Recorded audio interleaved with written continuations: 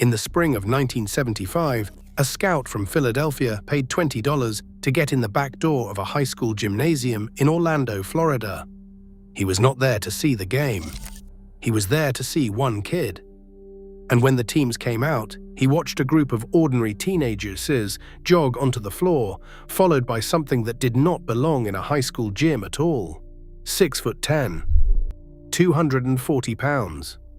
Muscle layered on muscle, hands so big that a basketball disappeared inside them. The scouts' first thought was that there had been a mistake, that this had to be a grown man, 25 years old, playing against children. That kid scored 44 points that night with 4 defenders sagging back on him every time he touched the ball. 5 months later, he was a professional, 18 years old, $1 million contract in his pocket, and the entire basketball world waiting for him to become the next Wilt Chamberlain. He never did. And for the next 40 years, almost everyone told his story the same way. Lazy, unserious, a clown, a wasted body, the greatest disappointment the league had ever produced. But one man inside that locker room said something completely different. One man looked at the same kid and diagnosed exactly what was going wrong, and why, and what it was going to cost. That man was Julius Erving. The kid was Darryl Dawkins, and nobody listened. Darryl Dawkins was born on January 11, 1957, the second oldest of 6 children, raised largely by his grandmother, Amanda Celestine Jones. If you did not work, you did not eat, so Darryl and his brothers picked fruit, raised chickens, chopped wood, and painted houses. At Maynard Evans High School, his coach was a man named Fred Pennington, who had gone 10 straight years without a player taller than 6 feet before Dawkins walked through his door. Pennington would say for the rest of his life that Darryl was probably the best high school basketball player who ever lived, and one of the best people he ever met. Pennington also remembered the entrance form every student filled out, the one asking what you wanted to do with your life. Dawkins wrote on the first line that he wanted to take care of his family. Then he skipped a line, and at the bottom he wrote something about wanting to be a disc jockey. That is the whole man right there, at 15. Responsibility on the top line, joy at the bottom, nothing in between. In 1975, he led Evans to the Florida State Championship, with Florida State and Kentucky the finalists for his signature. And then the professional game came calling, and the math became impossible to argue with. Philadelphia general manager Pat Williams had been thinking about high school players ever since the ABA plucked Moses Malone straight out of Petersburg, Virginia, the year before. Williams wondered whether there was another Moses out there, so he built a list. It had 3 names on it, and one of them was Darryl Dawkins. The tip came from a former Major League pitcher named Jim Cutt, and the scout Philadelphia sent to Florida was Jack McMahon, the man who ended up paying his way through that back door. McMahon came back raving. Head coach Gene Shue went to see for himself at the state tournament in Jacksonville and could not believe the size of the kid either. Shue said it was a giant playing with little kids, doing unbelievable things for someone that big. But Shue noticed something else, something that would follow Dawkins for the rest of his career like a shadow. Even then, Shue said, the kid was inconsistent. He did the great things only every so often. Philadelphia took him anyway, 5th overall in the 1975 draft, ahead of every senior center in the country. The first player ever drafted into the first round straight out of an American high school. And they handed him a $1 million contract. The reaction inside the organization was not universal admiration. Trainer Al Domenico heard the news and wondered whether they had lost their minds. Veteran forward Steve Mix thought they had just wasted a good draft pick. Darryl Dawkins never described it as a difficult choice. In fact, he would later say, there was almost nothing to think about. His decision wasn't driven by fame or the dream of becoming a basketball star overnight. It came down to one person. His grandmother. He had grown up watching her work 2 jobs just to keep the family afloat. She sacrificed constantly, stretching every dollar further than it should have gone. And when he needed a pair of sneakers, she handed him her last $10, money she could barely afford to lose, without hesitation. That moment stayed with him. So when the opportunity came to leave school and enter the NBA, Dawkins didn't see it as gambling on himself. He saw it as a chance to repay the people who had spent years sacrificing for him. To him, the calculation was incredibly simple. If basketball could change his family's life, then there was no real choice to make. He signed the papers, accepted whatever criticism came with it, and never looked back. For the next 40 years, he stood by that decision. Whether people praised it or questioned it didn't matter. In his mind, the debt had already been paid the moment he gave his family a future they could never have imagined.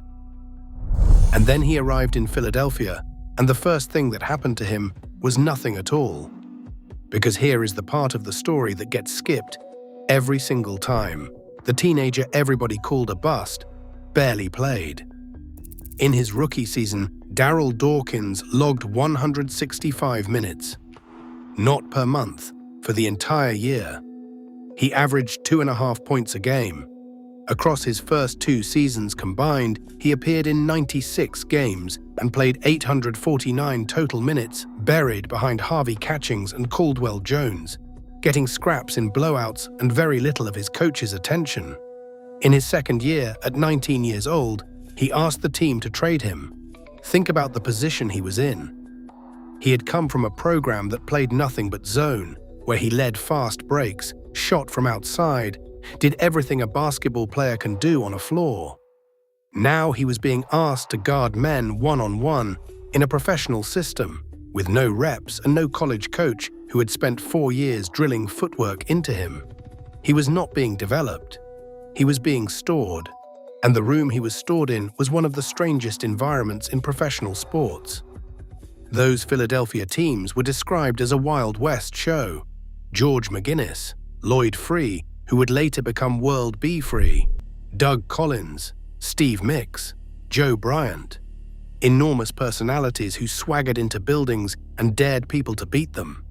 Billy Cunningham, finishing his playing career on that team before he became its head coach, said the problem was simple. Everybody wanted to be a star on a team that already had too much talent to go around. Dawkins remembered exactly what it felt like to be 18 in that room.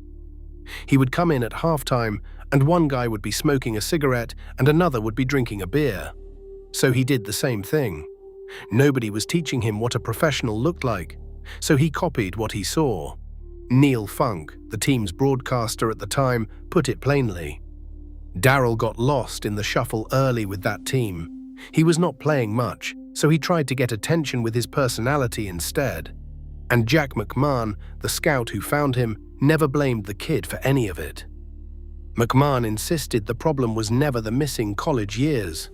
The problem, he said, was that the group of players Darryl broke in with could lend him no direction whatsoever. And then, in the autumn of 1976, the merger happened. And a man arrived in Philadelphia who had walked a version of this exact road himself. Julius Erving had left the University of Massachusetts after his junior year and turned professional early, as a hardship case in 1971. He knew exactly what it felt like to be young and gifted and handed expectations that had nothing to do with anything you had actually done yet.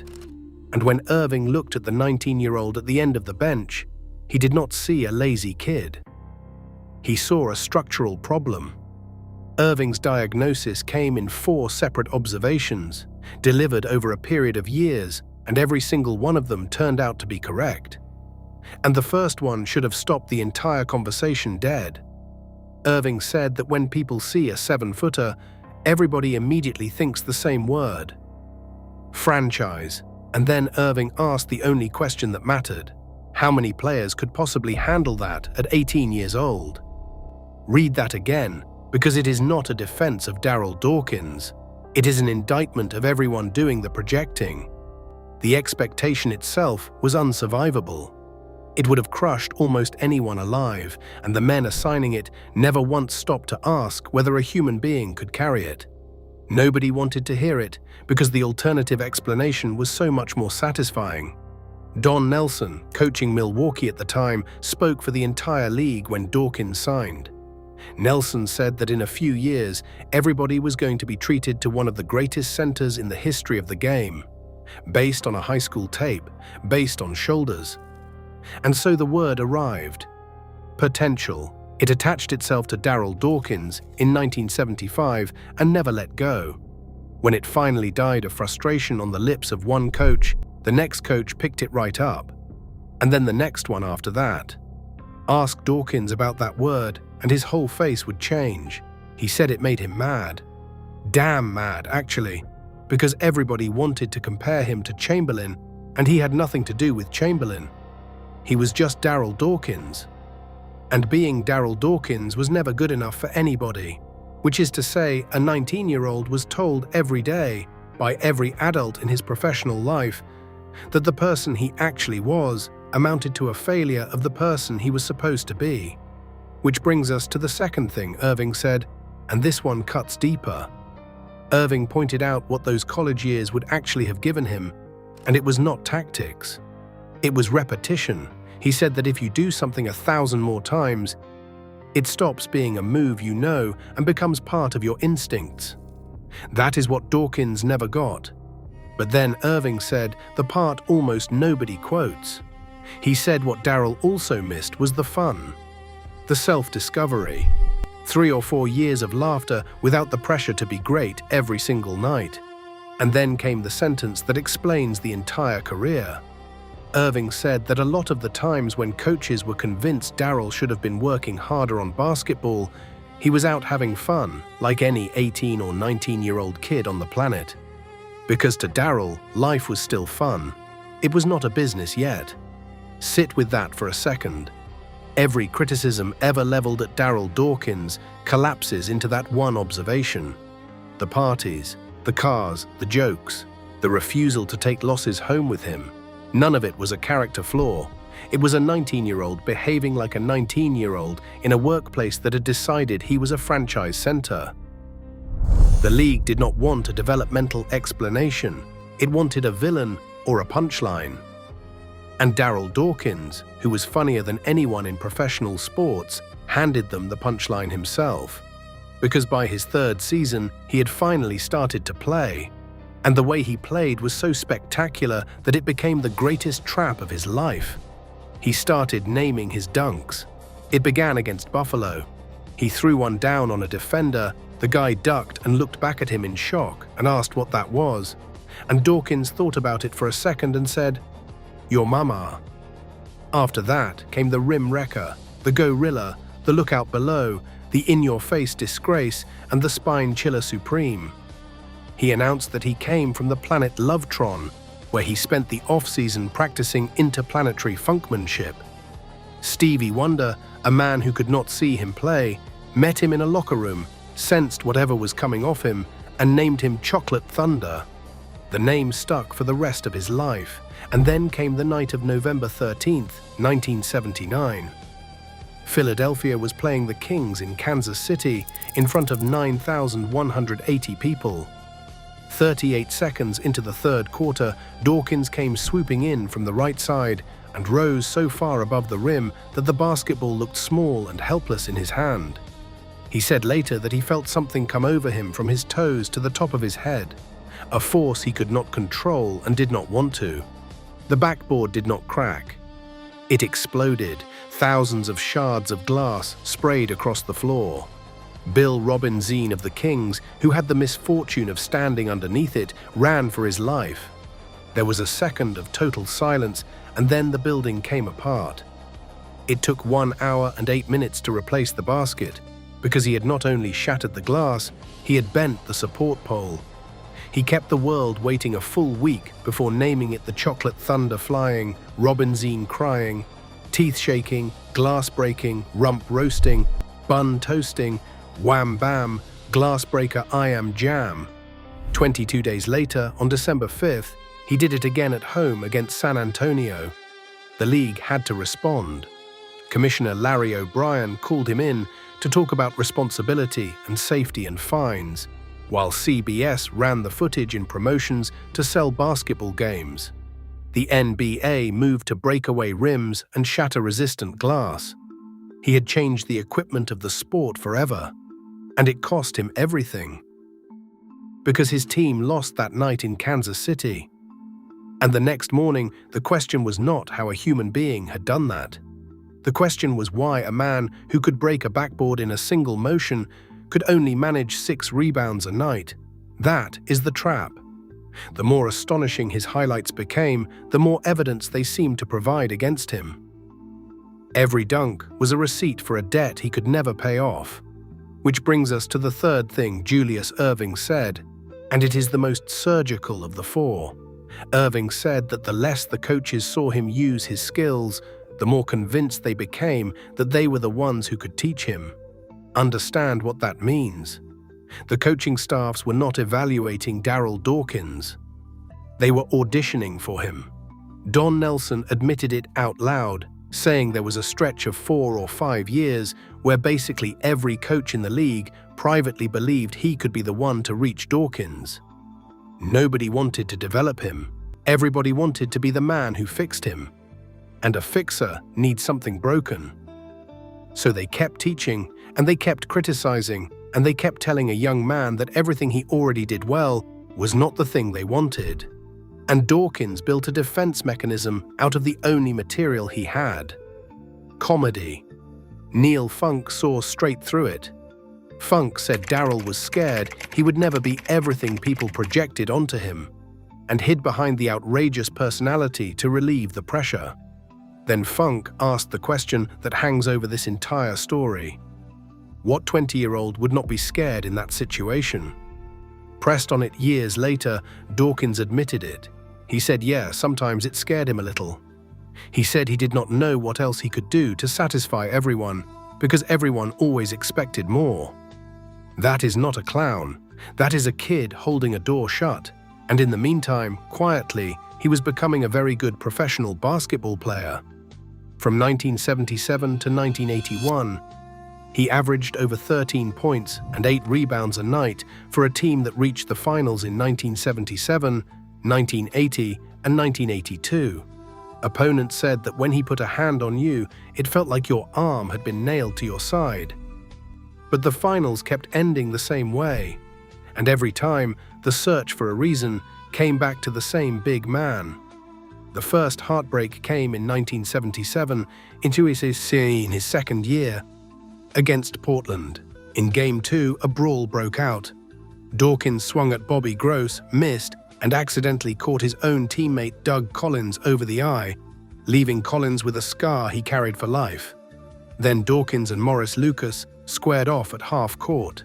Philadelphia won the first 2 games of that series and then lost 4 in a row. But the part that mattered happened afterward, in the dressing room. Dawkins believed his teammates had not backed him up, and he came apart. He tore lockers off the walls, he caved in a toilet stall, he barricaded the door so the rest of the team could not get back inside. The writers turned it into a story about a big man's temper. Dick Weiss of the Philadelphia Daily News, who covered him as closely as anyone in that city, said they had it wrong. He said Darryl was a bigger person than that, and that what actually happened was that Darryl felt he had been abandoned. And Weiss said that feeling went back a long way. Abandonment. That is the word a beat writer reached for in 1977 to describe a 20-year-old whose father had left for Harlem when he was a baby, who had been drafted into a locker room where nobody taught him anything, and who had just watched a fight break out on his behalf that nobody joined. The losses kept coming. In 1980, Philadelphia lost to the Lakers in 6. In 1981, they led Boston 3-1 in the Eastern Conference Finals and lost 3 straight, a collapse Billy Cunningham called the worst day of his life. In 1982, they got back to the finals and lost to the Lakers again in 6. 3 trips, 3 failures to stop Kareem Abdul-Jabbar. And by the summer of 1982, Philadelphia had run out of patience with the 25-year-old they drafted out of high school 7 years earlier. They traded him to the New Jersey Nets for a first-round pick and cash. 2.5 weeks later, they sent Caldwell Jones and another first-round pick to Houston and brought back Moses Malone, the reigning most valuable player in the league. Philadelphia won 65 games and swept the Lakers in the finals. Julius Erving finally had his championship, and Darryl Dawkins had been the currency that paid for it. He parted with owner Harold Katz on bitter terms. Katz made no secret of his belief that Dawkins did not work hard enough for what he was being paid. Dawkins pointed out that he had broken his leg that season and come back for the playoffs, and thought that should have settled any question about his heart. He was 25 years old. He had just been told he was the problem, and he arrived in New Jersey convinced his career was bottoming out. What happened next should have ended the argument forever. In his first season with the Nets, Dawkins averaged 12 points a game and shot 59.9% from the floor. Third best in the entire league. New Jersey won 49 games, the best record that franchise had posted since the leagues merged, and one it would not beat for nearly 20 years. Then came 1983 and 1984, and the best basketball of his life. A career-high 16.8 points a game on 59.3% shooting. He also set the all-time single-season record with 386 personal fouls, which tells you exactly how he was being used. Constantly, physically, and against the biggest man on the other team every night. And in the first round of the playoffs that spring, the 6th-seeded Nets drew the Philadelphia 76ers. The defending champions, Moses Malone, Julius Erving. 65 wins the year before.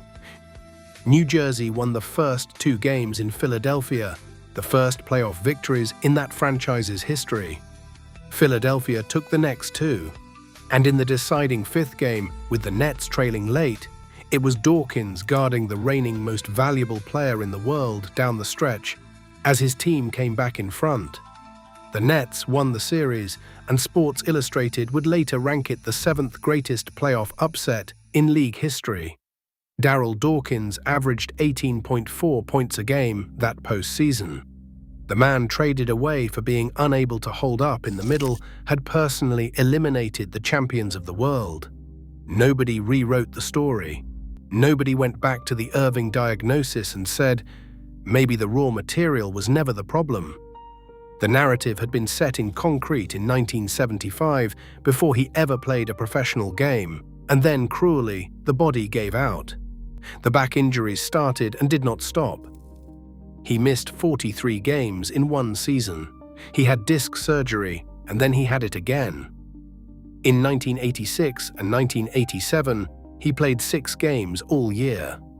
In the autumn of 1987, he was traded twice inside 2 months, and after 2 games in Detroit, he asked to be placed on the suspended list because his personal life had collapsed on top of him. He had lost his wife of 1 year. His father had been diagnosed with cancer. He stopped answering his phone, and there were no more names for dunks because there were no more dunks. In the spring of 1988, Dave Wall, who had played against him and then coached him in New Jersey, sat with him in a restaurant and asked the question everyone had been asking about him since he was 18. Whether he would change anything if he could do it all again. Dawkins did not pause. He said no. He said he would not change a damn thing. He said he had always liked being Darryl Dawkins. Which brings us to the 4th and final thing Julius Erving said, and this is the one that reframes the entire career. Wall asked Erving directly why Dawkins was never great. Erving did not talk about work ethic, or attitude, or wasted talent. He said that Darryl was never driven to be the greatest basketball player who ever lived. And then came the part that separates him from every other voice in this story. Erving said that knowing him, that was probably for the best, because his personality might not have handled that level of success very well. And then Erving, one of the most famous athletes on the planet, thought back to his own peak years in the ABA when every arena in America was screaming his name. He said there were many times he wanted to run for cover, that there were definitely times when it became overwhelming. That is the whole thesis. delivered by the one man in the building qualified to deliver it. Erving was not saying Dawkins failed. He was saying that greatness at that altitude has a price, that he had paid it himself and knew exactly what it cost, and that a person can decline to pay it without being a coward or a fraud or a bust. He was arguing that the expectations were the disease, not the cure, but that voice lost. The louder verdict stuck. Gene Shu said Darryl was a fun-loving giant who enjoyed the good times more than the job. Jack McMahon, who loved him, said he loved the money and the action and the limelight, but never loved basketball. Pat Williams said Darryl always thought life was a big lark and never realized how serious this business is to the people who make a living from it. Those are the quotes that got printed for 30 years. That is the Darryl Dawkins most people think they know. And here is the proof that Erving had it right all along. After 1975, professional basketball simply closed the door. Dawkins and one other high schooler came into the league that year, and then for 20 consecutive drafts, not one American high school player was selected. The league looked at the experiment, decided it had failed, and concluded that teenagers could not handle the professional game. That was the wrong conclusion drawn from the wrong evidence. The experiment did not fail because an 18-year-old cannot play professional basketball. It failed because an 18-year-old was dropped into a locker room with no structure, no mentor, no development plan, no practice reps, no minutes, and the label of franchise center stapled to his back before he unpacked his bags. That is not a failure of the player. That is a failure of the institution. And Erving said so at the time, in plain English, to anyone who would print it. Then came 1995, and a 19-year-old named Kevin Garnett walked to the podium in Toronto and was selected 5th overall by the Minnesota Timberwolves. The first high school player drafted in 2 decades. And look at that number, 5th overall, the exact slot Philadelphia used on Darryl Dawkins 20 years earlier. The difference was not the talent, it was everything around the talent. Garnett was surrounded by veterans whose actual job was to raise him. He was given a defined role instead of an impossible one, drilled and protected and allowed to grow into the player he would become, rather than being measured every night against a player somebody imagined on draft night. It worked, and once it worked, the door swung open again, and Kobe Bryant and Tracy McGrady and LeBron James walked through it. Every one of those organizations did on purpose what Erving described as missing. They built in the repetition, they built in the mentorship. They accepted that a teenager behaves like a teenager and planned around it instead of resenting it. The entire modern player development industry, the assistant coaches whose whole job is one kid's footwork, the minutes restrictions, the veteran signed specifically to sit next to a rookie on the plane, all of it is an institutional admission that Julius Erving was right and everybody else was wrong. It just came about 15 years too late for Darryl Dawkins. He kept playing anyway, because he loved it more than any of them ever gave him credit for. He went to Italy and played in Turin and Milan and Forlì, and Turin retired his number. He played for the Harlem Globetrotters. He coached in the minor leagues and won championships doing it. When he finally finished, the record read 726 regular season games, 12 points and 6 rebounds a night, over 1,000 blocked shots, and a career field goal percentage of 57.2, which stands among the most accurate shooting in the history of the sport. Only once in 14 years did a team he played for fail to make the playoffs. And that was the year his back gave out. That is not a failed career. That is a career thousands of professionals would trade their own for. It was only ever a failure when measured against a fantasy that a group of adults invented about a 17-year-old in a high school gym. On August 27, 2015, Darryl Dawkins died of a heart attack at a hospital in Allentown, Pennsylvania. He was 58. The tributes that poured in did not sound like the obituary of a disappointment.